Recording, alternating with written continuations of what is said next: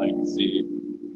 Am I not loud enough? It's really awesome to see like how like active and like enthusiastic this community is, and I think we're going to do some like really cool things.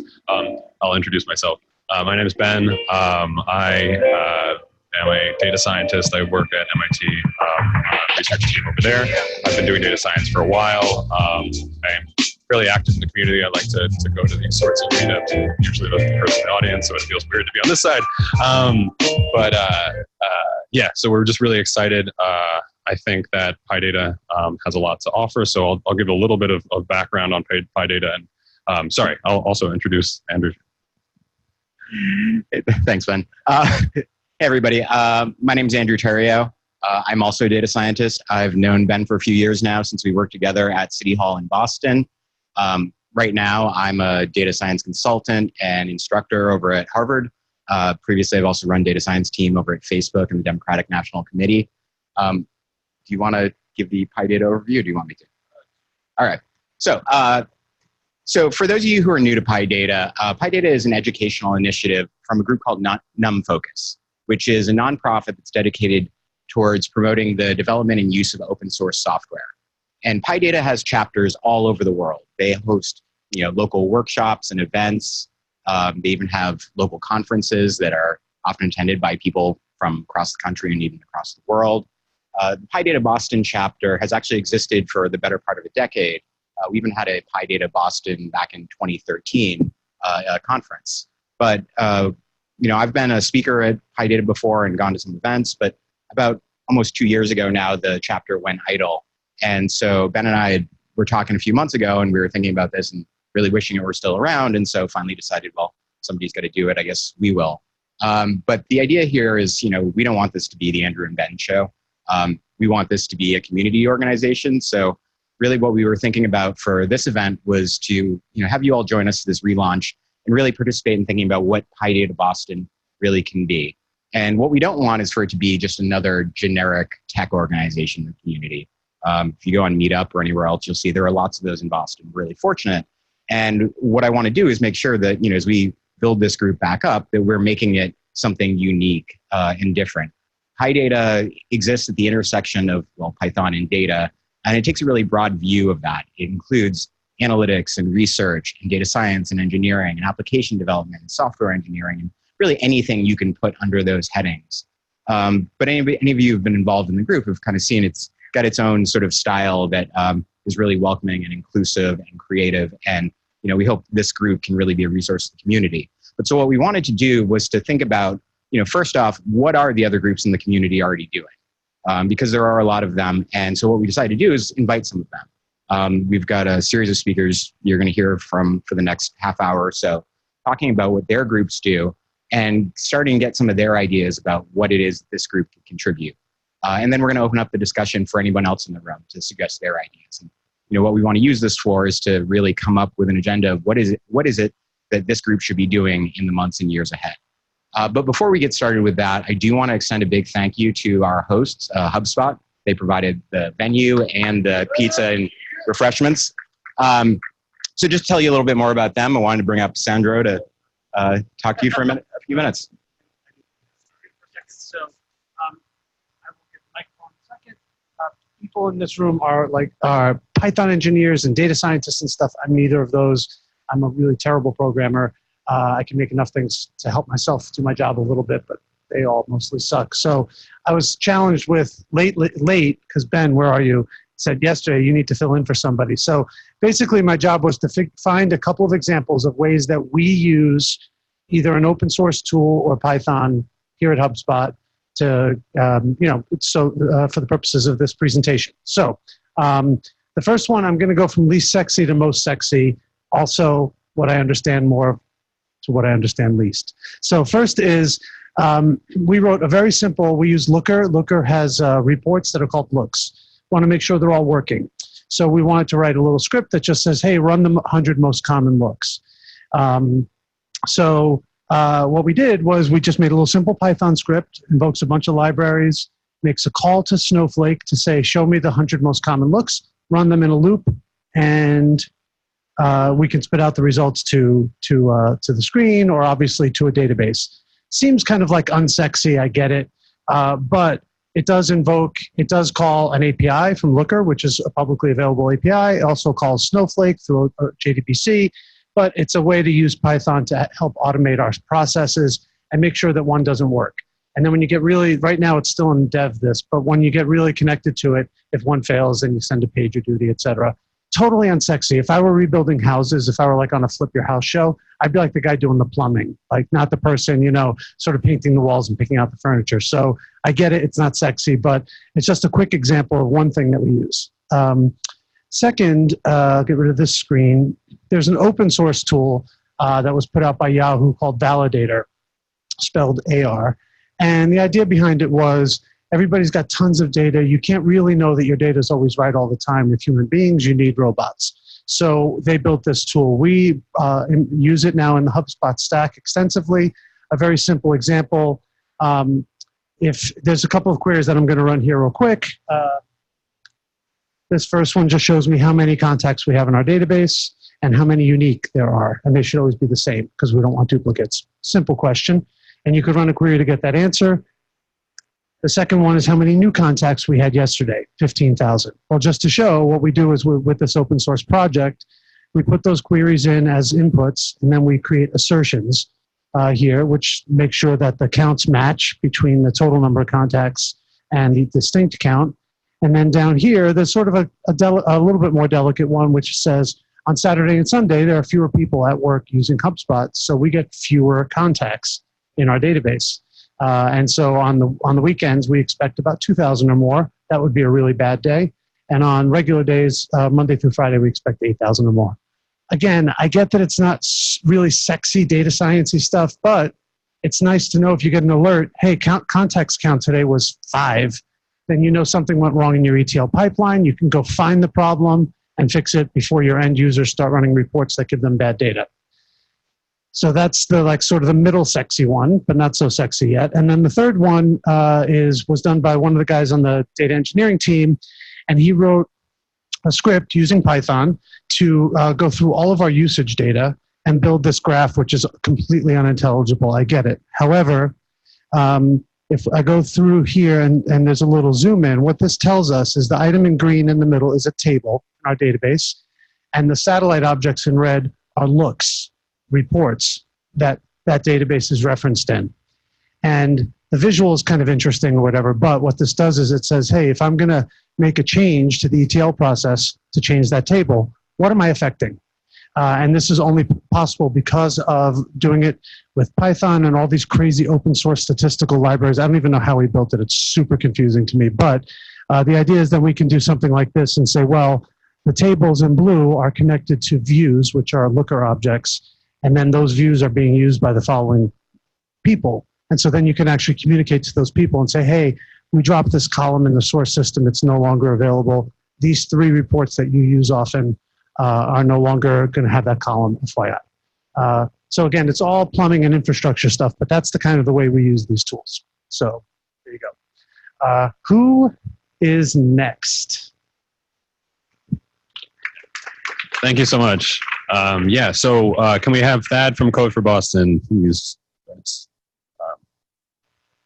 Okay, thanks everyone. Hello, I'm just going to do a quick introduction of Code for Boston, which is a community group that takes place each Thursday, a bit down the street from here in 1 Broadway, Kendall Square. Basically, Code for Boston is like I said, a group that's been running since 2013. We're up to about 80 different members that come by every Tuesday, and we have about 8 different projects. So this is our website.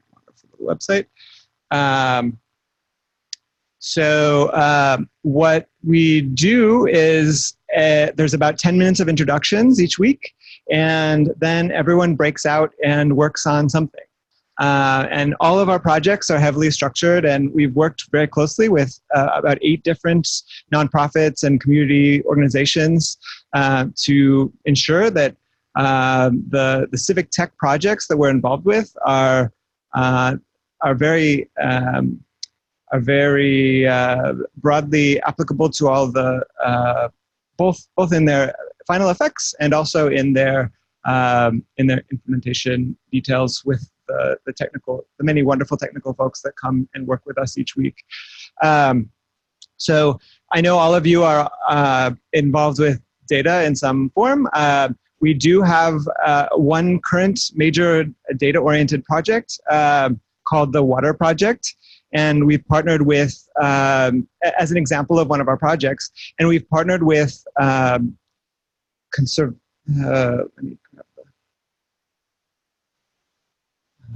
Conservation Law Foundation to look at the safe drinking water data coming out of the EPA and look for predict the presence of hazardous drinking water contaminants across the United States. And so I think there's about 20 different people each week that come together and work on this project. And they're doing a lot of different, they use R, they use Python to run analysis and see some of the ways that the data, some of the ways that the drinking water data that's being released by the EPA can be used, and connecting that with the nonprofit organization that we partnered with. The projects are varied though, and the goal of Code for Boston has always sort of been a little bit government focused and a little bit experimental. Our projects typically run for about a year. We have,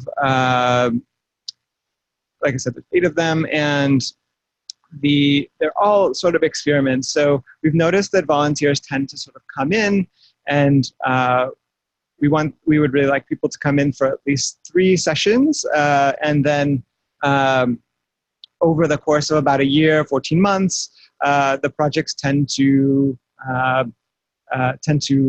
finish off. And we've had something like 60 or 80 projects by now.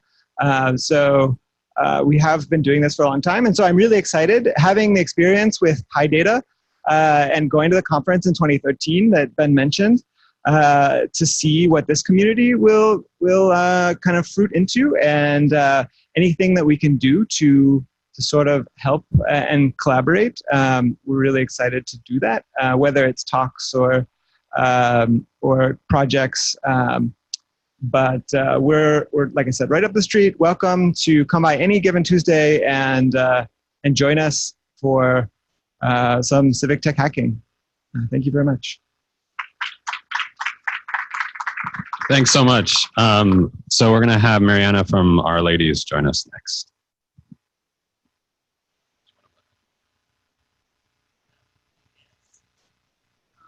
Yes, RLadies.org.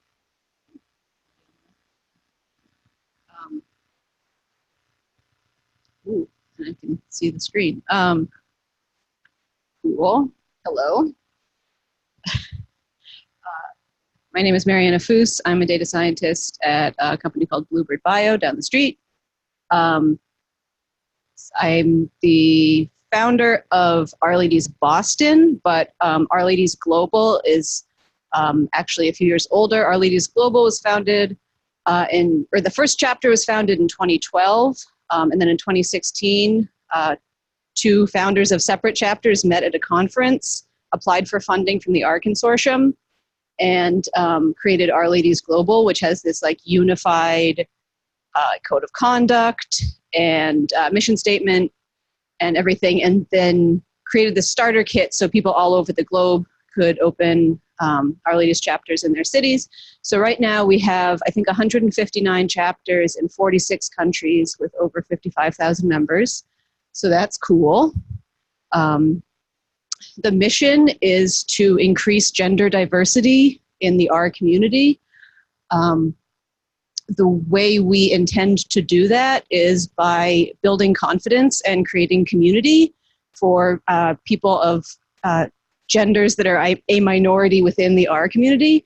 So what that means is you can go to a meetup where you're not the only person in your demographic. You can realize that you know lots of stuff, that you're ready to go to a bigger R meetup, and then you can find a buddy who will go with you to the R meetup if you're still on the fence that you're ready. I made notes. We have, I should say, RLadies is welcome to people of all genders who support our mission.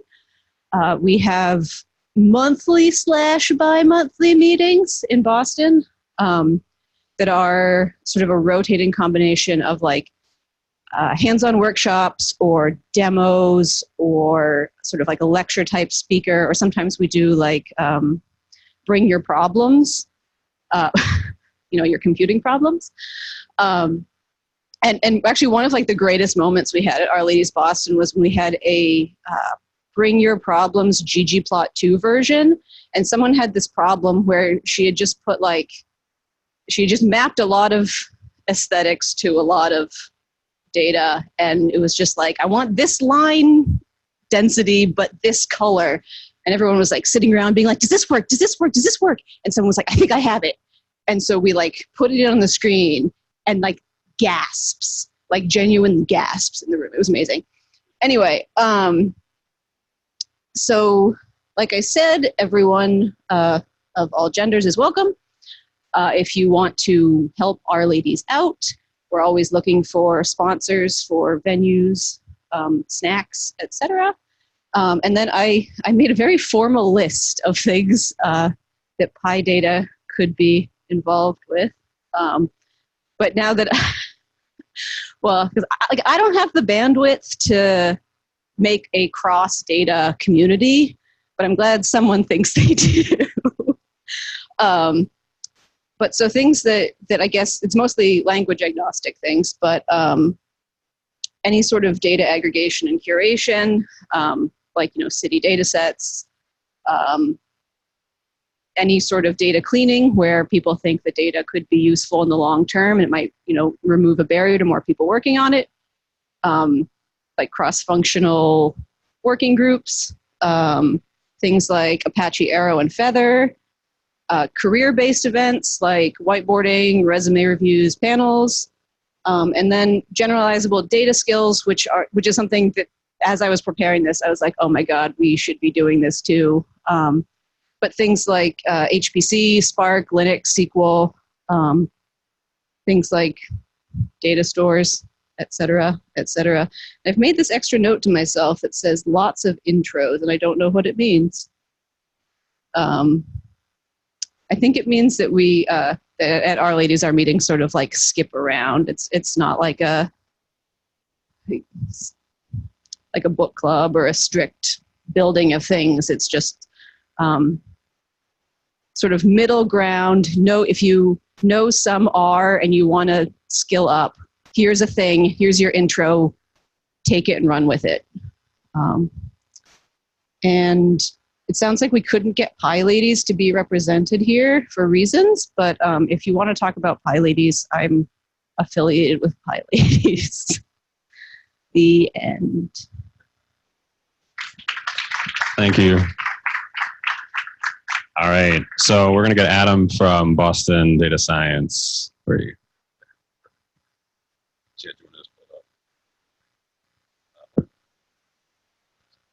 Stand over here.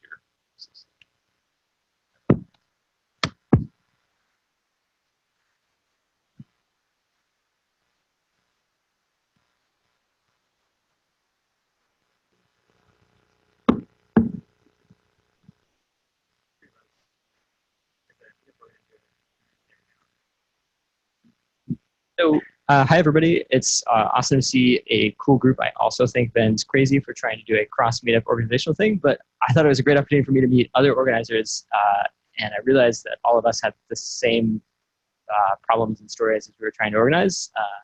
I don't know why that doesn't work. It'll blink on us. So I wanted to give a quick lightning talk about what I wish I knew when we restarted the Boston Data Science, and I forgot the word group on that slide. I don't know what this blinking thing is. And so my co-organizers also couldn't be here today, but I also said, this meetup wasn't happening, and let me go reach out to the organizer. They said, hey, do you want to take it on? And suddenly became a meetup organizer, which was a cool thing. And I didn't know what to do about it. And the thing that I realized was neither did anybody else in the group. And the second we put a meetup on the site, because we, like PyData, also had a number of people already subscribed, people showed up and they said, so what is this? So I wanted to tell all of you it's what you want it to be, and all you have to do to make it become something is go chat with Ben, or sorry, Ben and the rest of all of you guys, Andrew, sorry. But the thing that we really liked that I wanted to mention was to get a diverse community of people, to get really cool talks and proposals. All that took was sort of some casual conversations and one-on-one. And also to grow, I think we went, when I took over this meetup, it was something like 400 and something members, and then suddenly became 2,388, which I didn't know.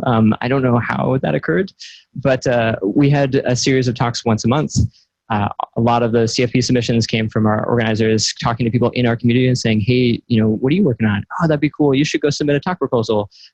Heads up, the next slide is to submit a talk proposal to my meetup. Sorry, Ben asked me to give a plug. I don't know what he was expecting, but you should also talk to Ben about giving a talk at this meetup. And the other things where we had some really great community members say, hey, I want to do this thing. So Pankaj, who I don't think is in this room, I wanted to give him an awesome shout out. Some of you guys have chatted with him about the last book club chapter of book club, which was more like a textbook club. But we said, yeah, that sounds great. Let's do a book club, and successfully got through half of the book. And then they ended up diverting into some other things, actually about PyMC3, which was we'll hear about more soon. But and I wanted to sort of encourage all of you guys to realize that you can do the same thing in your communities, in this community, in our community. And if you don't think so, come talk to me and I'll convince you otherwise. Yeah, that's it. Our next meetup is not announced yet, but it will be in October towards the end of the month.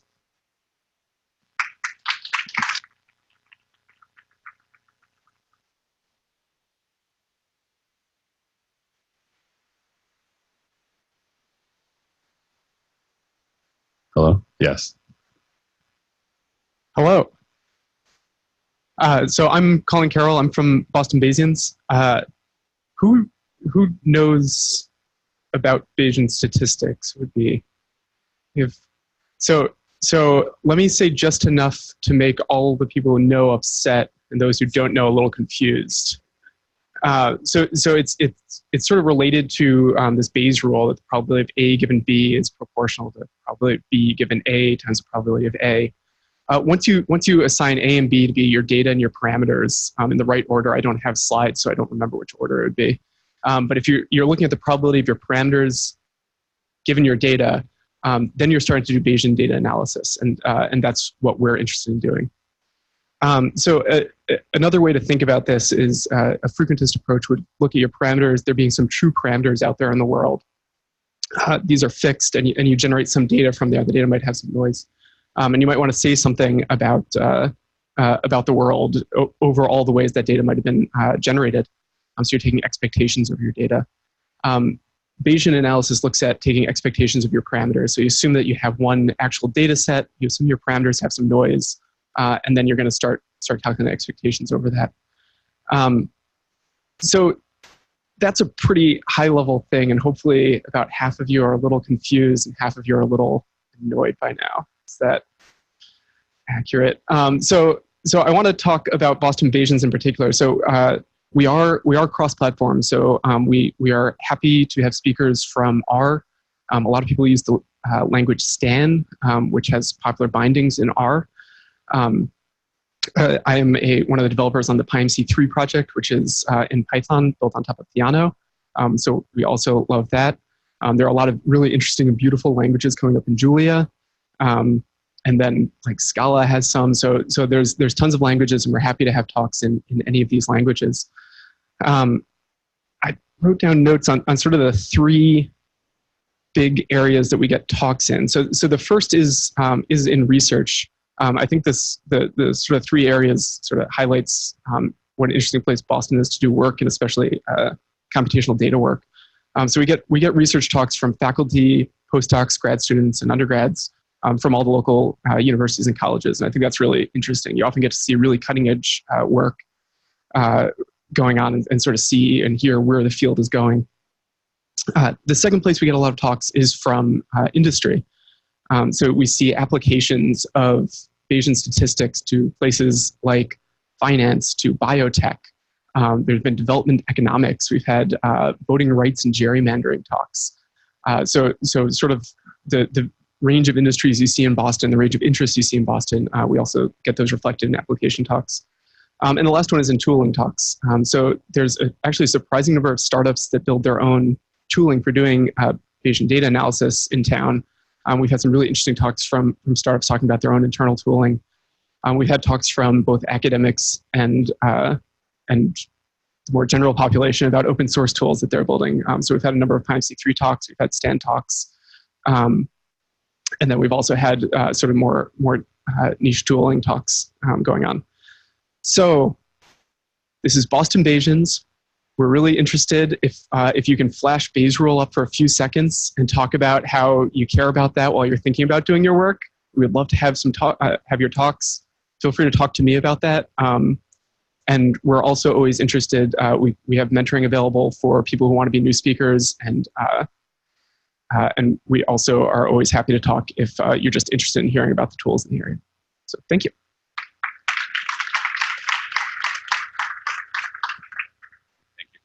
All right, and Haylee from Women in Machine Learning and Data Science.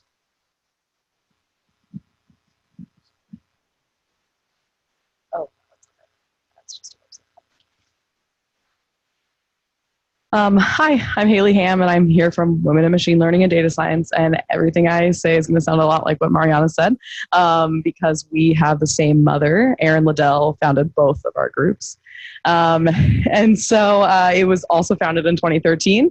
And as I mentioned to Marianna, a lot of the same stats, but like less impressive than RLadies. So we have like 74 chapters in 31 countries and about 41,000 members. Basically, the organization was created to promote and support women and gender minorities in data science and machine learning. And we started the Boston chapter in March, so we're pretty new.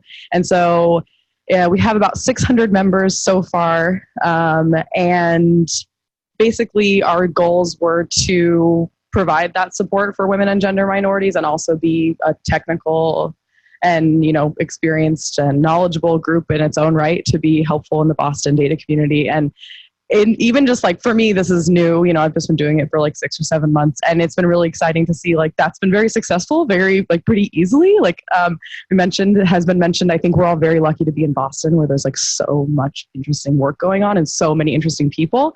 And that's also what we found in our community, that there's so many women and gender minorities that can speak with, such knowledge and about such interesting topics. And so it's been really fun.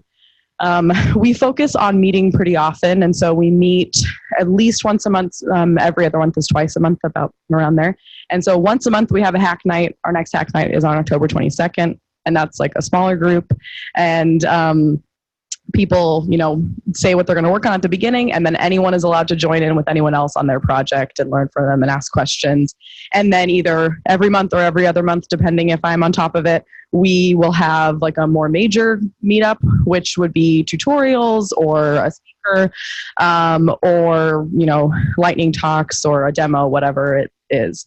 And so yeah, I thought I would just talk about 2 of my favorite ones that we've done. So first of all, we did a tutorials night, and we had 6 members from our group that had something that they're knowledgeable about, something they care about, and they did a 45-minute tutorial on it, and attendees got to pick to go to several tutorials during the night. And it was really fun because, it was a great learning opportunity, but also for most of the people, it was their very first time presenting on something that they knew about or teaching other people. Some of them like had to really be coaxed, like was mentioned, that they were like, stuff, you can do stuff. And other people were more seasoned. And so it was really fun to see that. That the community was sort of fulfilling what we wanted it to fulfill. And then also we had a really fun meetup where Hema Lakkaraju came to speak to us. She's a professor at Harvard in both the business school and at the Department of Computer Science. And she talked about interpretability and machine learning. And that was just so interesting. And again, a great opportunity to hear from someone doing interesting things, and cool for me to see that I can just DM someone on Twitter and then they like come and speak at our event, which is also, I guess I know Andrew sort of just from replying to one of his tweets on Twitter. We've never met. Still have not. Hello. Yeah.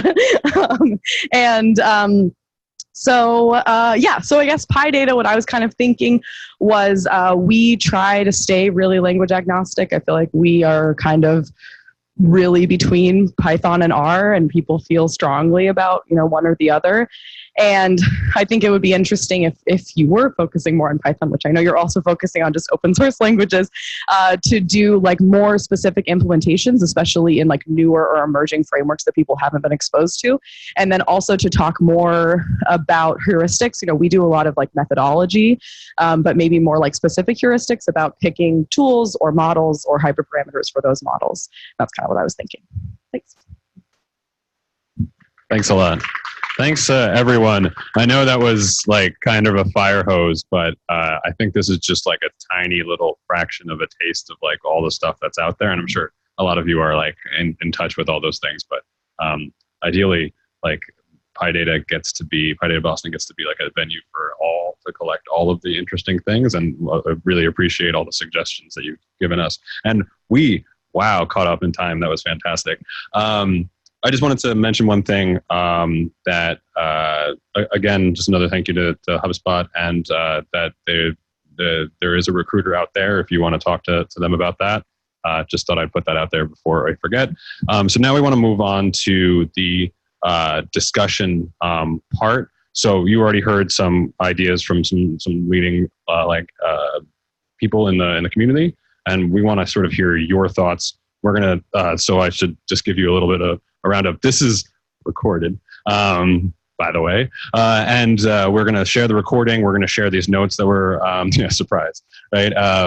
We're gonna share the notes. We're gonna take down some notes during the discussion, and so feel free to participate now or later. I'll hand off the discussion piece to Andrew, but yeah. Thanks, Ben. And thanks to all of our speakers. You have intimidated the hell out of us because we realized that this is obviously a lot more work than we signed up for, and we don't know what we're doing, but we're going to try to figure it out as we go. But so I just want to start this out. Show of hands, how many of you have been to either a PyData Boston event or some other PyData activity before? Okay, so that's about a third. So for those of you who have, what have been some of the most memorable and interesting things you've seen?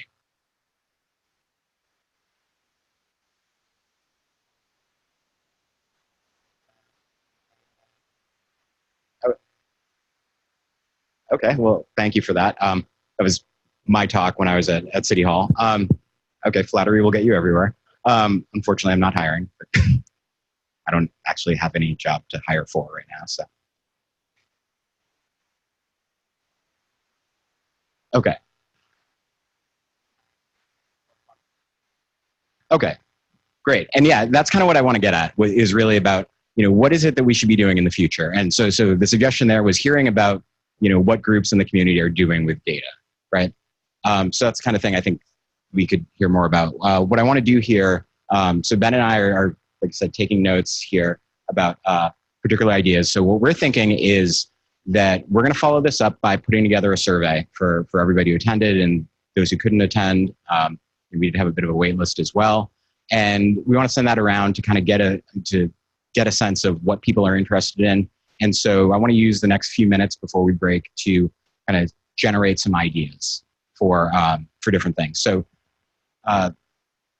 beyond just PyData events, what other kind of events have you all seen at other meetups or other things in the community you've been to that were particularly interesting that you'd like to see this group do? Just pure brainstorming. Yeah.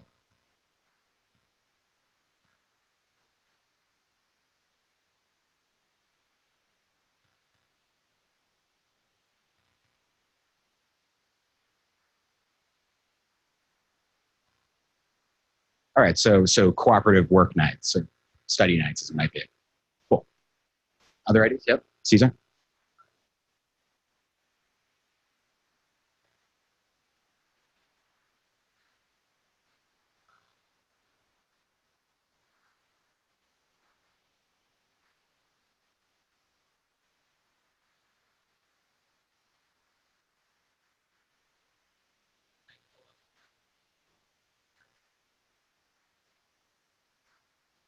So these are just educational programs for both theory and practical tutorials. Cool. Yeah.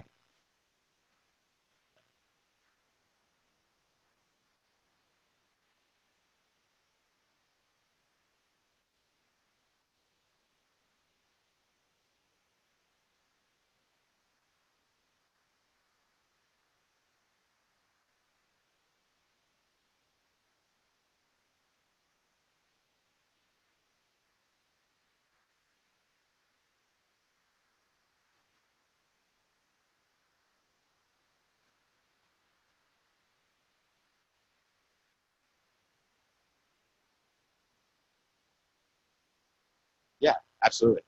Yeah, it's over here.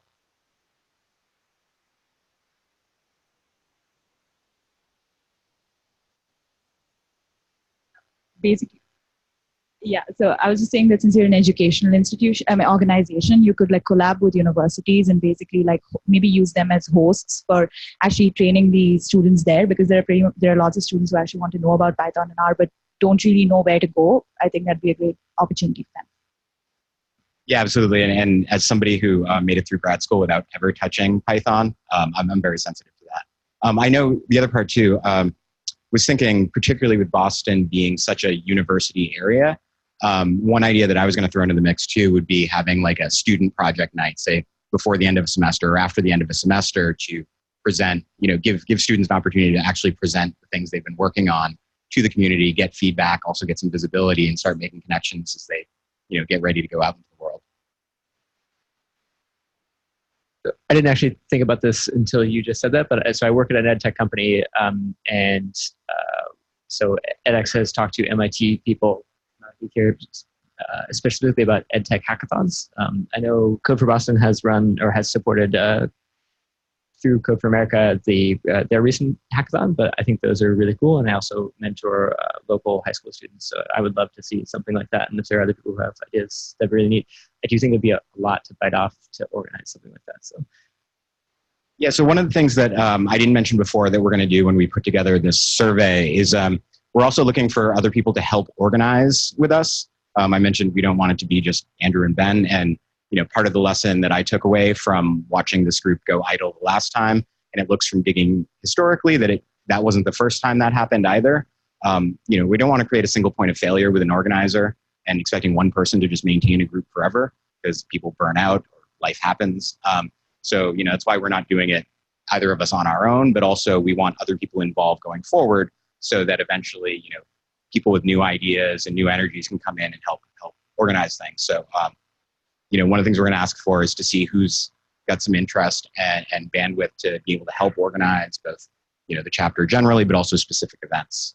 So hopefully some of you will have some interest in that, and, can focus on whatever your particular area of expertise or interest is in. Yeah.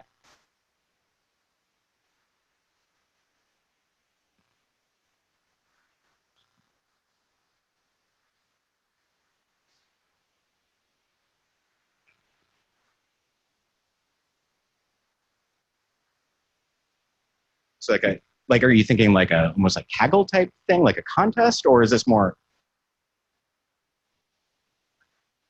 Okay. Okay. So it's a challenge basically to work on things together. Yeah. When you did that, were there like prizes or some kind of, was it a contest of some kind? Bragging rights? Best prize of all? Yeah.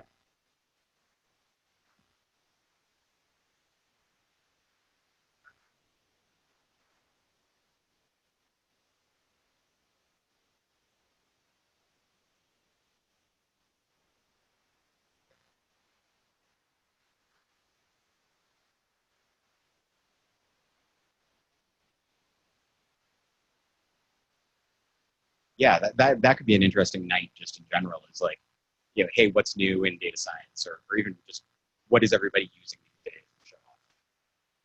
Yep.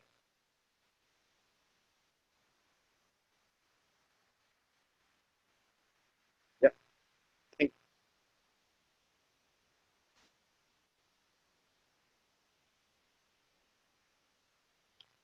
I'm just going to give this one to Ben here.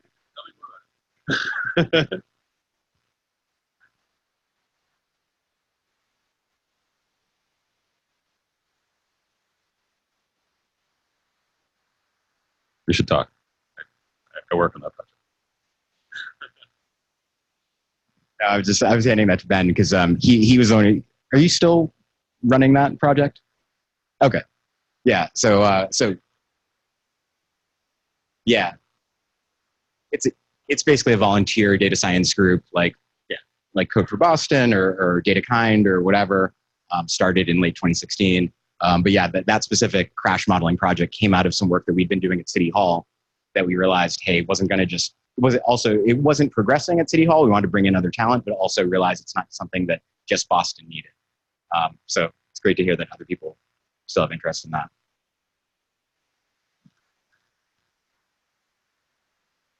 Yeah, more lightning talks. So.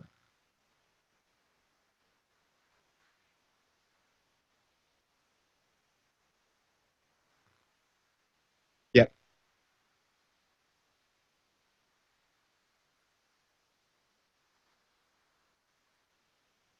So like getting teams together for Kaggle or things like that. Yeah. Yeah, I wonder, would there also be interest in getting together people to work on, like, I'm almost thinking bridging some of the things we've been talking about, like using this as a way to organize people, not only to work on something like Kaggle, but like, say, Code for Boston wanted people who knew, Python data science tools to be able to work on a project. Maybe we could use something like a night to start organizing within this group. For, again, building on those links to the rest of the community as well. Yeah. Any other suggestions? All right. Well, I think we've got a good list here. I think Ben and I are going to put this in a survey, send it out to all of you and everybody else who's expressed interest. And then hopefully we'll get another event together in a month or so. Got to kind of figure out where and when. I know Ben's traveling, but I might be able to throw it together before then if one or two of you might be able to help with some of the logistics. Yeah. And oh, yeah. And as Andrew said, we're going to include in that survey, like you can mark whether you're interested in being like helping organize, whether it be like just one event, like you have a specific, we've had like everybody has put out these really great ideas and I'm really glad that we had this active discussion. But if you're interested in like organizing those groups, like Andrew said, like we don't want to, it's not just us, we want like to have an actual group. And something that I just wanted to also point out, like PyData has conferences that happen across the country, and those tend to come out of pretty active meetup groups. Sort of starts as meetup groups and then becomes conferences. And the way that happens is if there's an active like kind of committee, active like group that can organize that sort of thing. So that's the kind of there's different levels of involvement, but we definitely want people involved, and we don't want to just. Obviously, I'm not the best standing up in front of an audience, so like obviously we don't want to be doing that all the time. So yeah, just wanted to bring that, and also say thank you to you guys and HubSpot. And I don't know if you want to close it out. Yeah, just reiterate the PyData conferences I've been to have been some of the best out there, both in terms of the quality of the presentations as well as the group of people who attend. Both locally and coming in from elsewhere. So I'd love to see if we could get PyData here, maybe in 2020, say. It might be a long shot goal to do it in that time frame, but I'm all about setting high goals and seeing what we can do. So